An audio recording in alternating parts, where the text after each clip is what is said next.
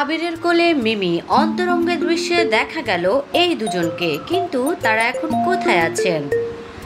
Tollywood অভিনেতা আবির চট্টোপাধ্যায় ও অভিনেত্রী মিমি চক্রবর্তী এই মুহূর্তে প্রেম করছেন।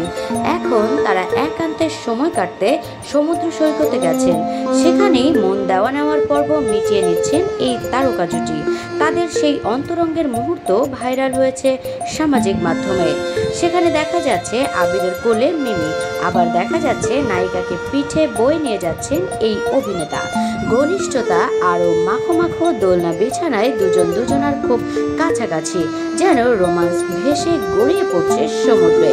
কিন্তু এভাবে খোলামেলা প্রেম করবেন তারা, তা কেউ ভাবতেও পারেনি, অথচ সেটাই করছেন এই তারকা জুটি।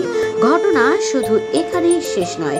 সাগরের লোনা পানিতে উষ্ণতা ছড়িয়েছেন মিমি, কখনো গাঢ় নীল বিকিনি, আবার কখনো তা হলুদ। মিমি বেশ অনায়াস এই সাজে। আবিরও বেছে নিয়েছেন অন্য ধারার পোশাক, শার্ট কিংবা পাঞ্জাবি নয়, কো-অপ সেটে নায়ক আবারও আকর্ষণীয়।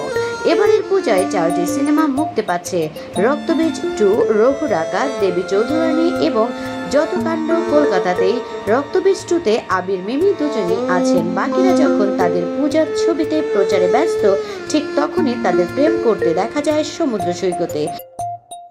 এর আগে পরিচালক জুটি একটি গণমাধ্যমকে জানিয়েছিল, এই দৃশ্যের জন্য মিমি অনেকটা খেটেছেন। তিনি একবার খেতেন, পেটের কাছে টেটু করিয়েছেন। শুটিংয়ের দিন শরীরে যাতে ছিপছিপে দেখায় তার জন্য পানি পর্যন্ত খাননি।